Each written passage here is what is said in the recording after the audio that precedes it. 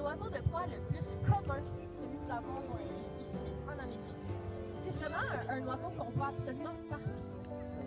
Et je garantis que chacun d'entre vous a déjà croisé un grand de l'Amérique. Vous l'avez juste pas vraiment. Je vais vous donner un petit 30 secondes pour regarder Céleste pour voir qu'est-ce qui pourrait être la différence entre les hibou et la chouette. Regardez plus haut sur le corps. La différence entre le hibou et la chouette est au niveau du visage. La chouette a une tête ronde avec rien qui dépasse.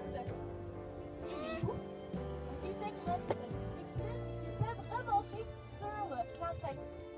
Ces plumes que l'on appelle les aigrettes, alors comme la fin du mot aigrette.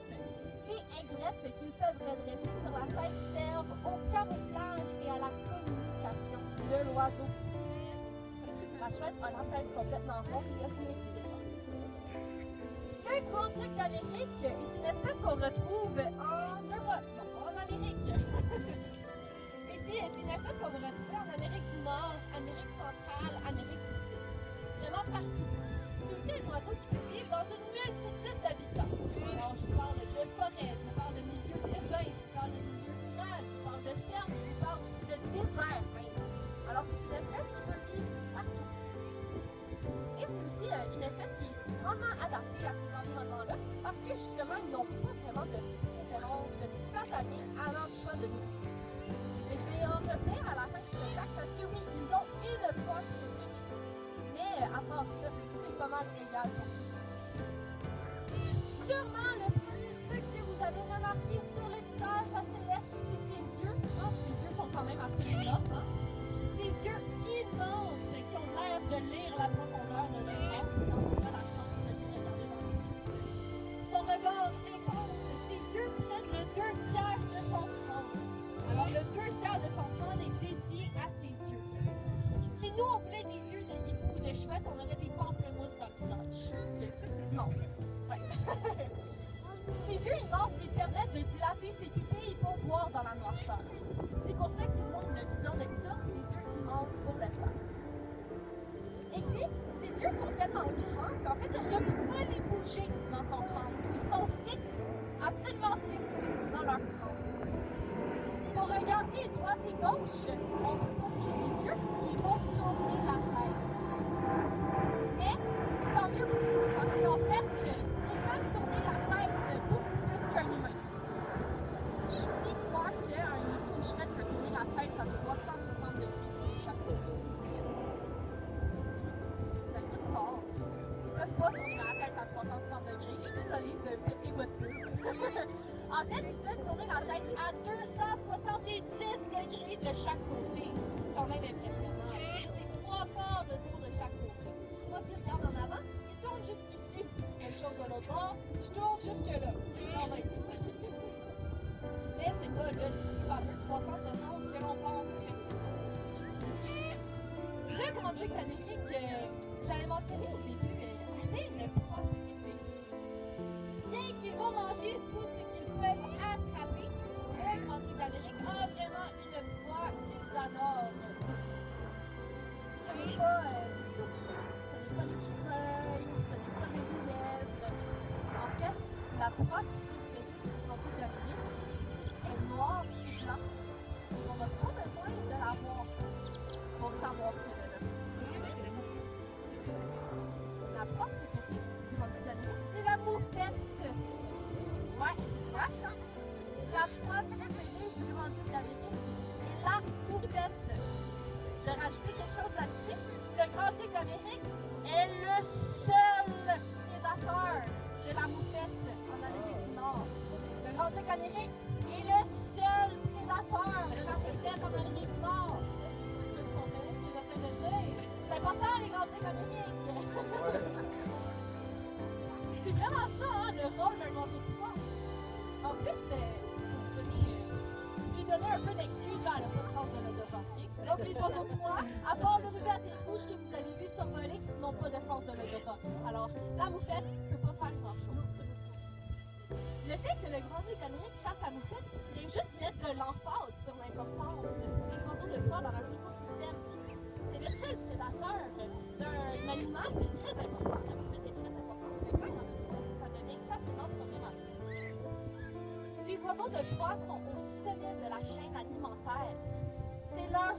de maintenir la santé d'une forêt, de maintenir l'équilibre d'un écosystème pour que la nature puisse continuer de rester en santé.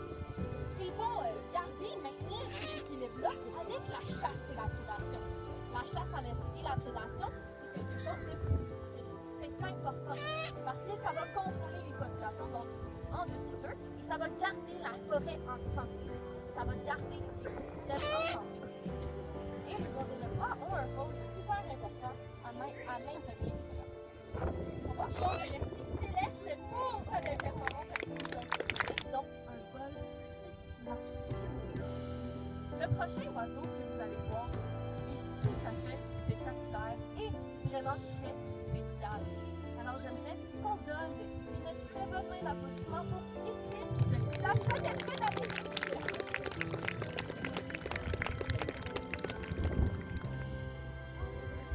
Aujourd'hui, c'est une journée très spéciale pour Eclipse.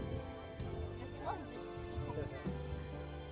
En fait, Eclipse, elle se nomme ainsi parce qu'elle était dans un œuf le 8 avril 2024, et elle a éclos en mai de cette année, ce qui fait de son âge 5 mois. Alors, Eclipse est la toute nouvelle dans notre équipe, 5 mois. Mais pour ceux qui se demandent pourquoi elle n'est pas dans une carrosse comme un bébé, en fait, c'est parce que les oiseaux de proie, ils grandissent beaucoup plus vite que les humains. Alors, à l'âge de 5 mois, elle a déjà son plumage adulte, elle est déjà à sa taille adulte. Elle a encore un comportement de jeune femme. Et elle est encore en entraînement. Et c'est la plus grande poule qu'elle a jamais vue de sa vie à date. Alors, merci de faire partie de son entraînement. Là, vous êtes assez très choyés d'être ici avec vous. Et puis, c'est une espèce assez incroyable, la chouette elfée d'Amérique. Et pour ceux qui se demandent pourquoi je dis chouette elfée d'Amérique et non chouette elfée des clochers, en fait, c'est parce que le nom a changé. Alors, la chouette elfée des clochers était une espèce cosmopolite jusqu'à il y a 3 semaines. C'est une espèce qu'on retrouvait en Europe, en Asie, ici en Amérique. Mais en fait, elle a été divisée en 3 espèces séparées. Et celle que nous avons ici en Amérique, c'est la chouette elfée d'Amérique. Alors, ce n'est plus considéré comme la même espèce. C'est pour ça que j'utilise un nom différent. La chouette elfée d'Amérique, c'est aussi une espèce qui a un désir facial. Alors, sans doute, vous avez remarqué que Eclipse, elle a un visage en forme de cœur. Elle est tellement jolie. Ce visage en disque facial. Le disque facial, c'est une série de plumes rigides qui entourent le visage, qui sert comme entonnoir pour diriger les sons vers les oreilles. Les sons sont amplifiés grâce à ce disque facial. Et elle a des oreilles. Ses oreilles sont cachées en dessous de son plumage. Alors juste parce qu'on ne voit pas les oreilles, ça veut pas dire qu'il n'existe pas. Ses oreilles sont juste cachées et elle a une oreille l'autre que l'autre. Une ici et l'autre là. Les hiboux et les chouettes ont des oreilles asymétriques. Les oreilles asymétriques d'un hibou et d'une chouette vont leur permettre de trianguler les sons. Nous, on peut trianguler les distances quand on regarde quelque chose. On a la perception des profondeurs. Mais on n'a pas de perception des profondeurs avec notre ouïe, parce que nos oreilles sont vraiment au même endroit. Mais les oreilles asymétriques, ça permet d'avoir une perception des profondeurs avec l'ouïe. Alors, ils peuvent localiser un son exactement où ils veulent s'écouter. Et ça les aide beaucoup avec leur chant. Parce qu'on a plusieurs espèces de hiboux et de chouettes qui vont rester ici pendant l'hiver. Ils vont chasser les souris qui sont en dessous de la neige. Ils les entendent, ils les voient. Alors, ils vont utiliser leur pied pour rattraper les souris cachées en dessous de la neige pendant l'hiver. La chouette elfée des clochers, c'est une espèce qui a un nom assez étrange, genre effrayant. Est-ce que vous trouvez que ceci est effrayant? Non, hein? Tout au contraire, elle est super adorable. Mais en fait, c'est parce qu'ils ont un cri terrifiant. Un cri très strident, qui sonne un peu comme un fantôme qui s'en vient te hanter. Ça fait vraiment peur. Un cri assez perturbant. C'est pour ça qu'on l'a nommé chouette effrayante.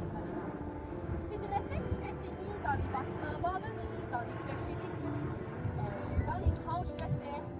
Alors, c'est une espèce qui fait ses nids vraiment dans ces endroits espèce qui a la meilleure des réputations par le passé. Je vous mets en contexte. 2 heures du matin, dans une église abandonnée, 2 gros yeux noirs qui te regardent et un cri strident terrifiant. Ouais. Alors, c'est une espèce qui, malheureusement, n'avait pas la meilleure des réputations, mais ils se sont vraiment pas aidés là-dedans. Et la chouette étoile des clochers Eclipse ici, elle est toute petite. En fait, elle pèse que 420 grammes. Pour vous donner une idée, là, c'est à peu près le poids d'un sac de chips format familial. C'est pas beaucoup. Et puis, ça n'empêche pas d'avoir une appétit vorace. Vraiment, là, une appétit incroyable. Une seule chouette d'Amérique peut manger jusqu'à 1000 souris par année. Un individu, 1000 souris par année. Un nid de 4 à 6 individus, 4 à 6 000 souris par année. C'est une espèce super importante pour le contrôle des populations de souris. Et j'aimerais vous expliquer un peu pourquoi l'utilisation des rodenticides est très dangereuse pour les hiboux et les chouettes. Parce qu'en fait, un individu peut manger jusqu'à 1000 souris dans une année. Alors imaginez-vous s'il mange une souris empoisonnée avec un rodenticide. C'est très grave. Parce que les rodenticides font jusqu'à 3 jours pour tuer une souris. Alors la souris est malade pendant 3 jours avant de finalement mourir. Un hibou et une chouette ne peut pas faire la différence entre une souris en santé et empoisonnée. On la mange pareil. Les rodenticides, malheureusement, sont la cause principale des déclins de population de rapaces nocturnes annuellement, à chaque année. C'est la cause principale. Alors, s'il y a un truc que j'aimerais que vous reteniez du spectacle aujourd'hui, c'est de repenser à votre utilisation de rodenticides. Sur ça, on va dire un grand merci à Eclipse, la chouette des prêts dans les pays.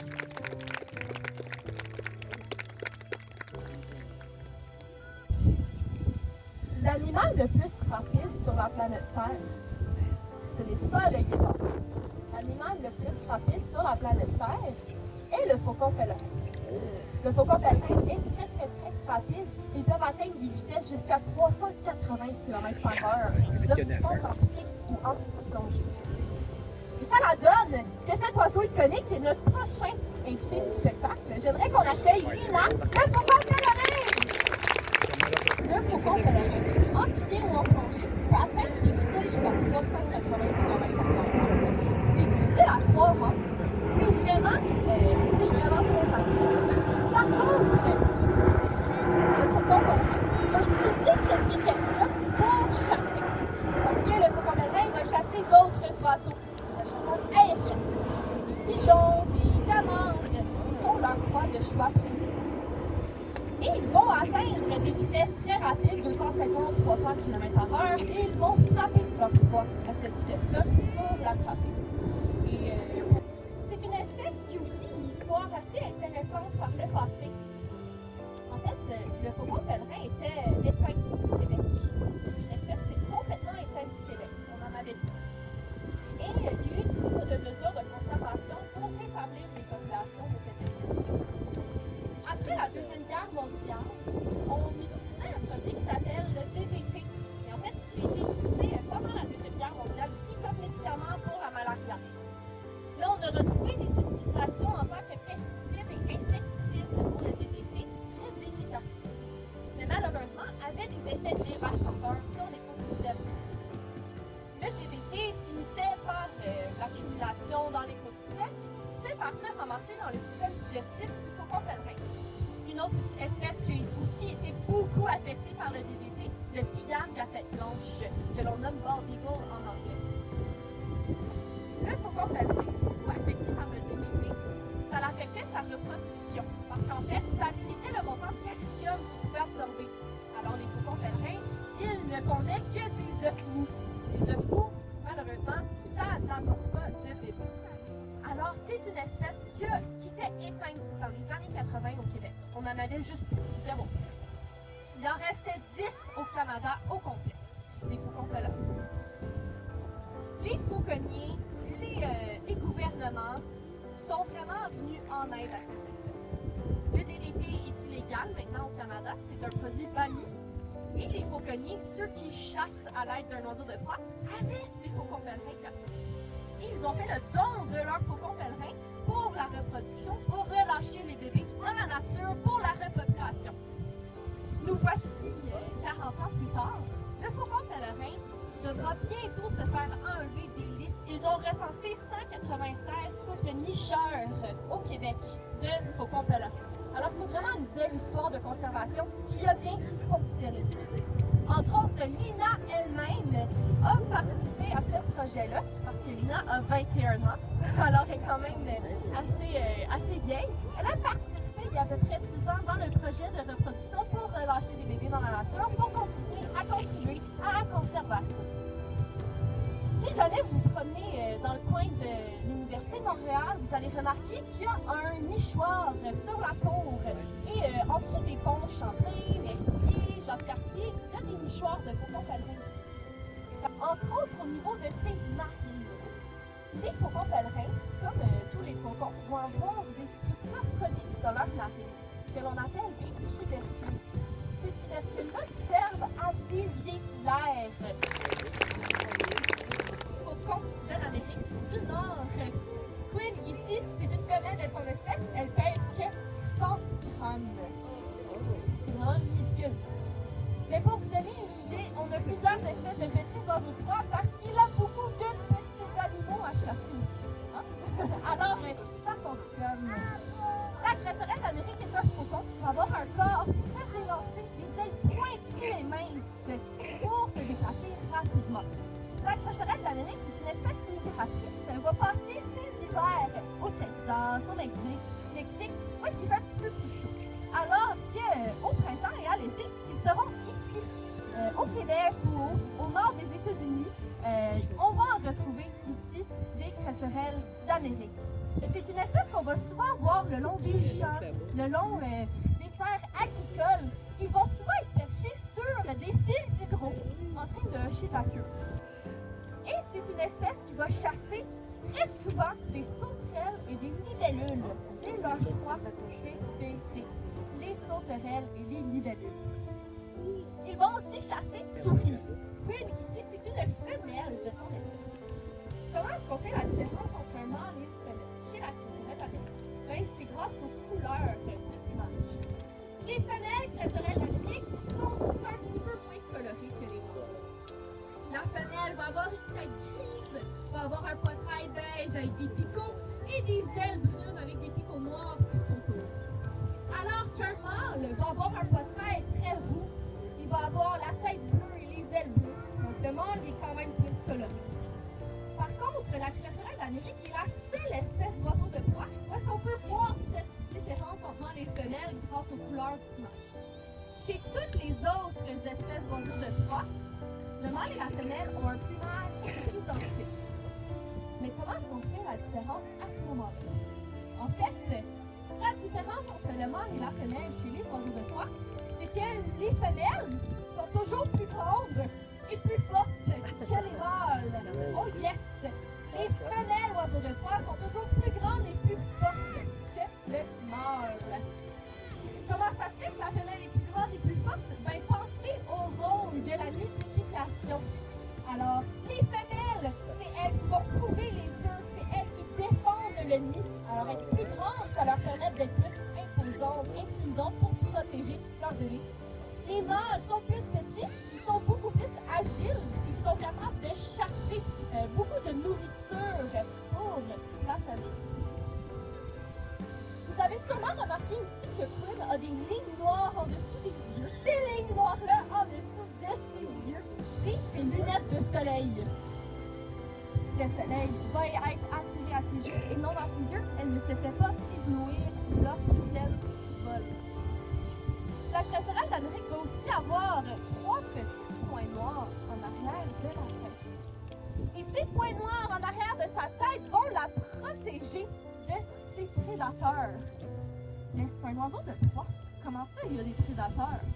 Ben, c'est un petit oiseau de proie. Alors, elle peut se faire chasser par d'autres oiseaux de proie, tels que l'épervier de coupe et le faucon émerillon qui peut souvent les chasser. Avoir ces petits points noirs en arrière de la tête va lui accorder un 3-4 secondes de plus pour s'échapper de son prédateur. Parce que le prédateur va croire que c'est un visage au derrière de la tête. Alors, il va hésiter. Et ça va lui accorder le temps de pouvoir l'échapper.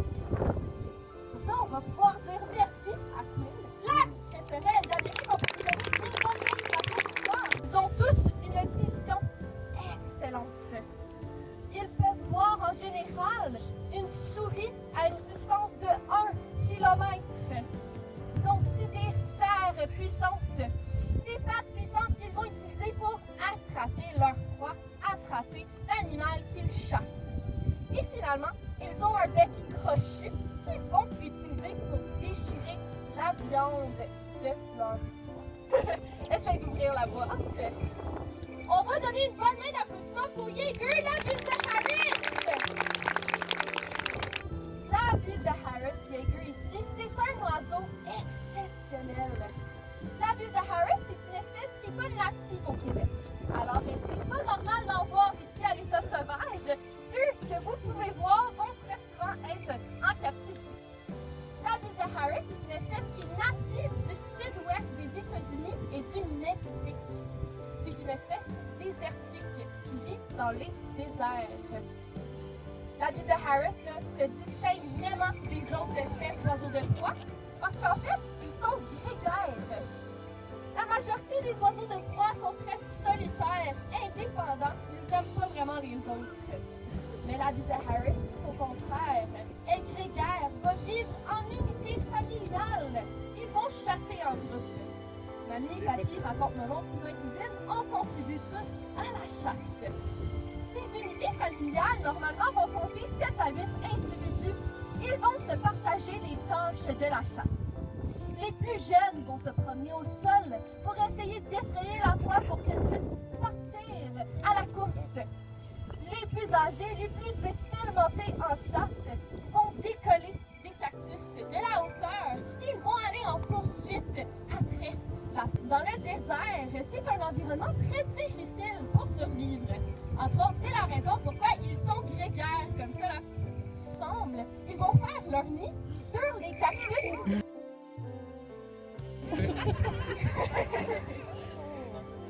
Et puis, ils vont faire leur nid sur les cactus saguaro.